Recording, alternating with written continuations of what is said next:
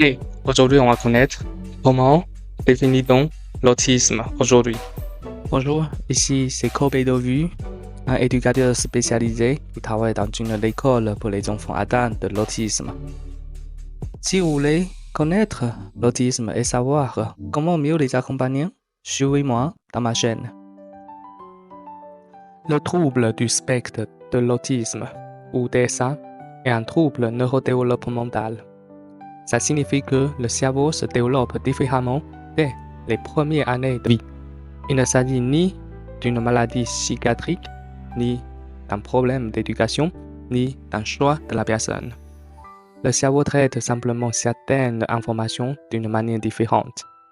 Cette différence influence principalement la communication, les interactions sociales, la manière de percevoir le monde. Il est important de connaître qu'il ne s'agit pas d'une maladie contagieuse ni d'une maladie dégénérative. On ne devient pas autiste au cours de sa vie. On naît avec un cerveau qui se développe différemment. Aujourd'hui, le diagnostic repose principalement sur deux grands critères, définis dans le DSM-5. Premier critère, les difficultés persistantes dans la communication et les interactions sociales. Ça peut concerner le regard, les expressions du visage, les gestes, les conversations, la compréhension des émotions, la création d'amitié. Par exemple, un enfant peut ne pas répondre à son prénom, parler sans regarder son interlocuteur, avoir du mal à comprendre l'ironie, ne pas savoir comment entrer dans un jeu avec les autres enfants, exprimer peu de leurs émotions avec le visage. Ces difficultés peuvent être discrètes chez certaines personnes, très importantes chez les autres. Deuxième critère, des comportements, intérêts ou activités répétitives et restreints. Ça comprend notamment les stéréotypies, les besoins de routine, les intérêts spécifiques, les particularités sensorielles. Par exemple, certaines personnes rangent toujours leurs objets de la même manière, regardent longtemps les roues d'une voiture tournée, parlent constamment de leur passion, supportent très mal les changements de programme. Ces comportements ne sont pas de caprices, ils font partie de leur équilibre. Pendant longtemps, on imaginait deux catégories, autistes ou non autistes. Aujourd'hui, nous savons que la réalité est beaucoup plus nuancée.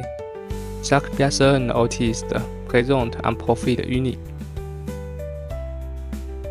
Le DSM-5 ne classe plus les personnes selon leur type d'autisme. Il évalue leurs besoins d'accompagnement.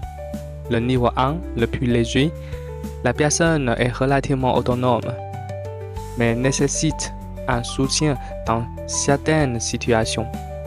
Par exemple, comprendre les codes sociaux, gérer les imprévus, s'organiser. Niveau 2, intermédiaire. Les difficultés sont plus importantes.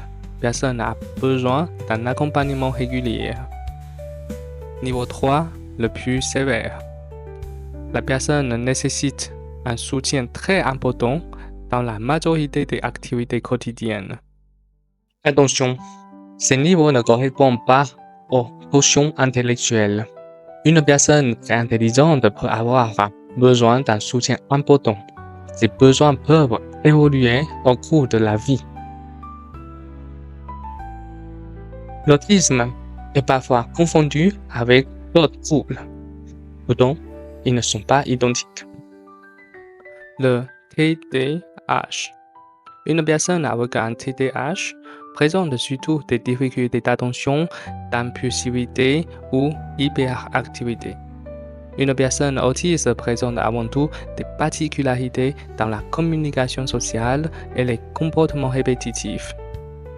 Mais environ 30 à 50% des personnes autistes présentent aussi un TDAH.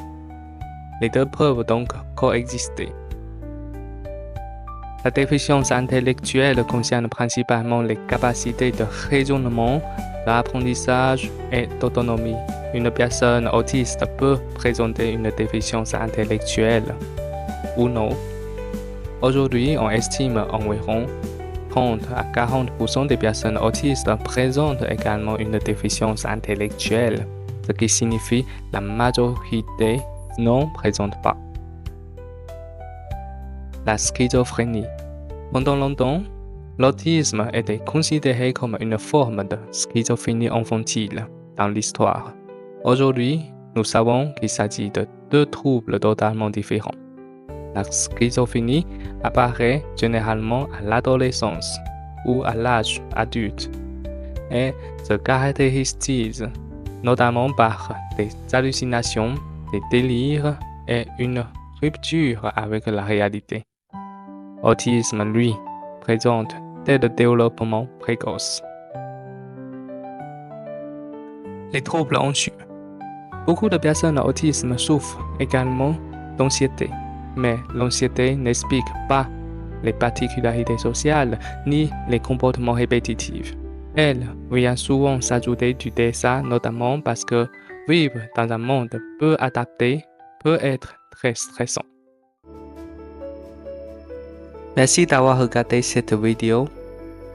Si vous souhaitez continuer à approfondir vos connaissances sur l'autisme, découvrir des stratégies éducatives concrètes et mieux accompagner les enfants TSA, je vous invite à rejoindre notre chaîne. N'oubliez pas de aimer cette vidéo, partager vos réflexions dans les commentaires et vous abonner à la chaîne.